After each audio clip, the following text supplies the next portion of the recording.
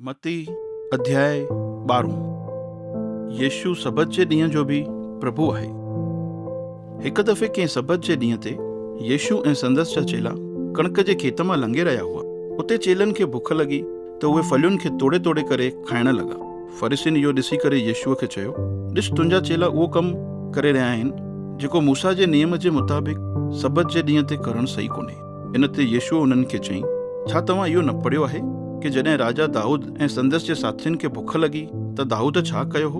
उन कीअं परमेश्वर जे तंबूअ में वञी उहे पवित्र रोटियूं खाधई जेके मूसा जे नियम जे मुताबिक़ याजकनि खां सवाइ कंहिंजे लाइ बि खाइण सही न हुयूं, ऐं पंहिंजे साथियुनि खे बि ॾिनई। या छा तव्हां मूसा जे नियमनि जी किताबुनि में न पढ़ियो अथव कि याजक सबत जे ॾींहं ते मंदर में कमु कंदा आहिनि त उहे ईअं करण सां नियम खे तोड़ण खां पोइ बि ॾोही न लेखजंदा आहिनि? पर मां तव्हांखे चवां थो, हिते हिकु अहिड़ो बि आहे जेको मंदर खां बि महान आहे। जेकॾहिं तव्हांखे पवित्र शास्त्र में लिखियल इन वचन जो सही मतिलबु ख़बर हुजे हा कि मां दया करण सां ख़ुशि थींदो आहियां, न कि सिर्फ़ु बलिदान करण सां, त तव्हां मूंखे कॾहिं बि ईअं न चओ हा कि तुंहिंजे चेलनि सबत जे ॾींहं जे नियम खे तोड़ियो आहे, छोकी माण्हूअ जो पुटु सबत जे ॾींहं जो बि प्रभु आहे। सुकल हथ वारे माण्हूअ खे ठीकु करणु। उन खां पोइ यीशु उतां रवानो थी करे यहूदियुनि जे प्रार्थना घर में आयो। उते हिकु माण्हू हुयो जंहिंजो हथु लकवे जे करे सुकल हो। कुझु फरीसियुनि यीशुअ ते ॾोह हणण जे लाइ संदसि खां इहो पुछो, छा सबत जे ॾींहं ते कंहिं बीमार खे ठीकु करणु मूसा जे नियम जे मुताबिक़ सही आहे? यीशुअ उन्हनि खे चयो, तव्हां मां अहिड़ो केरु आहे कि जंहिंजी हिकु ई रिढ हुजे ऐं उहा सबत जे ॾींहं ते खॾे में किरी पए त छा तव्हां उन खे पकड़े करे ॿाहिरि न कढंदव? पोइ भला माण्हूअ जी क़ीमत रिढ खां केतिरी वधीक आहे। इन करे मूसा जे नियम जे मुताबिक़ सबत जे ॾींहं ते भलो करणु सही आहे। तॾहिं यीशुअ उन सुकल हथ वारे खे चयईं, पंहिंजो हथु वधाए। उन हथु वधायईं ऐं संदसि जो हथु ॿिए हथ वांगुरु जेको सही हुअसि अहिड़ो ई थी वियो। पर फरीसी ॿाहिरि निकिरी करे यीशुअ जे विरोध में इहो सलाह मशवरो करण लॻा कि कीअं हुन खे माराए छॾनि। यीशु परमेश्वर जो चूंडियल सेवक। यीशुअ खे इन ॻाल्हि जी ख़बर पइजी वई कि फरीसी हुन खे मारण जी साज़िश करे रहिया आहिनि। सो इन करे उहो उतां हली वियो ऐं चङा ई माण्हू उन जे पोयां विया। यीशुअ उन्हनि मां जेके बीमार हुआ उन्हनि खे ठीकु कयईं ऐं संदनि खे चिताए करे चयईं, तव्हां मुंहिंजे बारे में इहो कंहिंखे बि न ॿुधाइजो कि मां केरु आहियां, ताकि जेको वचन यशाया भविष्य वक्ता जे द्वारा परमेश्वर चयो हो उहो पूरो थिए। ॾिसो, इहो ई आहे मुंहिंजो चूंडियल सेवक, हे मुंहिंजो प्यारो आहे। इन मूंखे ॾाढो आनंद पहुचायो आहे। मां पंहिंजी आत्मा हुन खे ॾींदुमि ऐं हे सभिनीनि माण्हुनि में मुंहिंजे सचे न्याय जे बारे में ऐलान कंदो।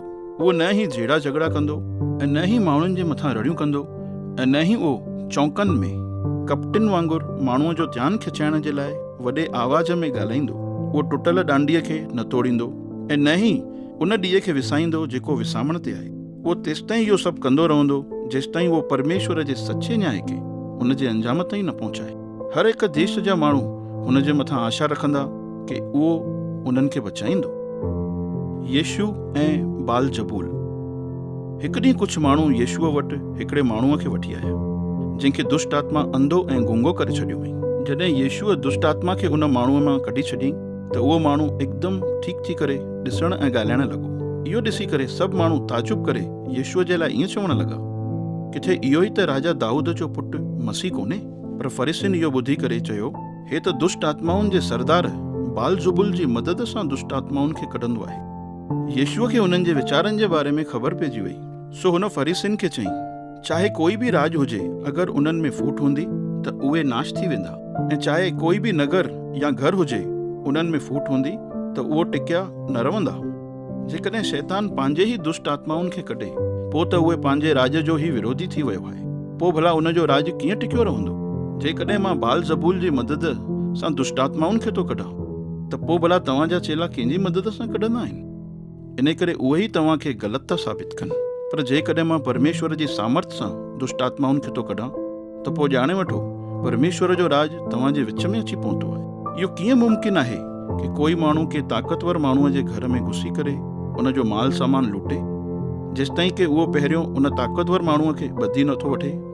हा, पोइ उहो उन जो माल सामान लूटे सघंदो आहे। जेको मूंसां गॾु कोन्हे उहो मुंहिंजे खिलाफ़ु आहे, ऐं जेको माण्हुनि खे गॾु करण में मुंहिंजी मदद नथो करे, हक़ीक़त में उहो उन्हनि खे विखेरे थो। इन करे मां तव्हांखे चवां थो, माण्हूअ जा हर तरीक़े जा पाप ऐं निंदा जेके उहे कनि था माफ़ कया वेंदा, पर पवित्र आत्मा जी निंदा माफ़ न कई वेंदी। कोई बि माण्हूअ जे पुट जे विरोध में कुझु चवंदो त उनजो इहो पाप माफ़ कयो वेंदो, पर जेको बि पवित्र आत्मा जी निंदा कंदो त उनखे न त हिते ऐं न ई अचण वारे ज़माने में माफ़ी मिलंदी। जहिड़ो वण तहिड़ो फल। जेकॾहिं वण खे सुठो था चओ त उनजे फल खे बि सुठो चओ, ऐं जेकॾहिं वण खे ख़राबु था चओ त उनजे फल खे बि ख़राबु चओ, छोकी वण पंहिंजे फल खां ई सुञाणियो वेंदो आहे। तव्हां ज़हरीले नांगनि जे बचनि वांगुरु दुष्ट आहियो। ख़बर अथव तव्हांजे दिलि मां बुरियूं ॻाल्हियूं छो थियूं निकिरनिव? छोकी जेको दिलि में भरियल हूंदो आहे उहो ई ज़ुबान ते ईंदो आहे। सुठे माण्हूअ जे अंदरां सुठियूं ॻाल्हियूं ई निकिरंदियूं आहिनि, छोकी उनजे दिलि में सुठियूं ॻाल्हियूं ई भरियल आहिनि, ऐं उअं ई बुरे माण्हूअ जे अंदरां बुरियूं ॻाल्हियूं ई निकिरंदियूं आहिनि, छोकी उनजे दिलि में बुरियूं ॻाल्हियूं ई भरियल आहिनि। ध्यान सां ॿुधो जेको मां तव्हांखे चवां थो।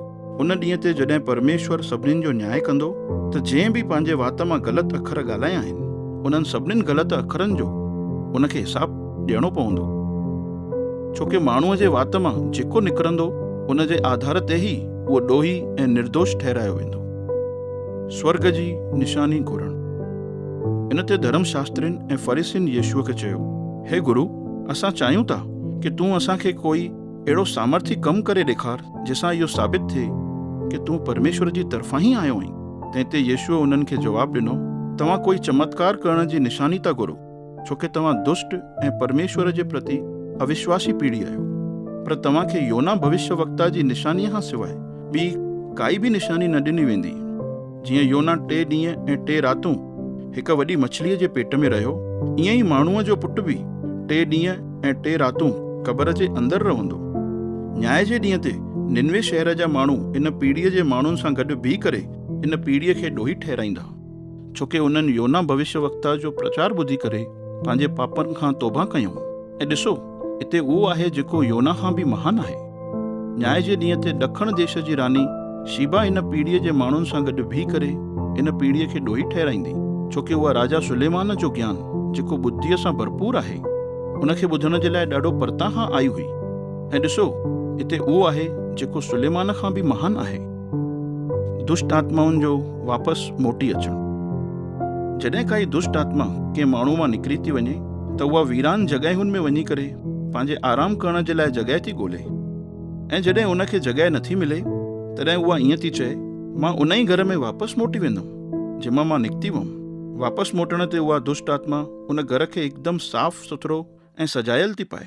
तॾहिं उहा वञी करे पाण खां बि वधीक 7 ॿियूं बुरी दुष्ट आत्माउनि खे वठी थी अचे, ऐं उहे सभु उन माण्हूअ में घुसी करे वास थियूं कनि। इन करे उन माण्हूअ जी हालति पहिरियों खां बि वधीक ख़राब थी वञे। इन पीढ़ीअ जे माण्हुनि जी हालति बि ईअं ई थींदी। यीशुअ जो सचो परिवार। यीशु अञा बि भीड़ सां ॻाल्हाए पियो त एतिरे में संदसि जी माता ऐं भाउर घर जे ॿाहिरि अची बीठा। उहे यीशुअ सां ॻाल्हाइण पिया चाहिनि। इन ते भीड़ मां हिकु ॼणे यीशुअ वटि वञी करे चयो, ॾिस, तुंहिंजी माता ऐं तुंहिंजा भाउर ॿाहिरि बीठा आहिनि ऐं उहे तोसां ॻाल्हाइण था चाहिनि। इहो ॿुधी करे यीशुअ उनखे चयईं, असल में केरु आहे मुंहिंजी माता ऐं मुंहिंजा भाउर? पोइ हुन पंहिंजे चेलनि जी तरफ़ हथु वधाए करे चयईं, ॾिसो, इहे आहिनि मुंहिंजी माता ऐं मुंहिंजा भाउर। छोकी जेको बि मुंहिंजे पिता परमेश्वर जी मर्ज़ीअ खे पूरी थो करे उहो ई मुंहिंजो भाउ ऐं भेण ऐं माता आहे।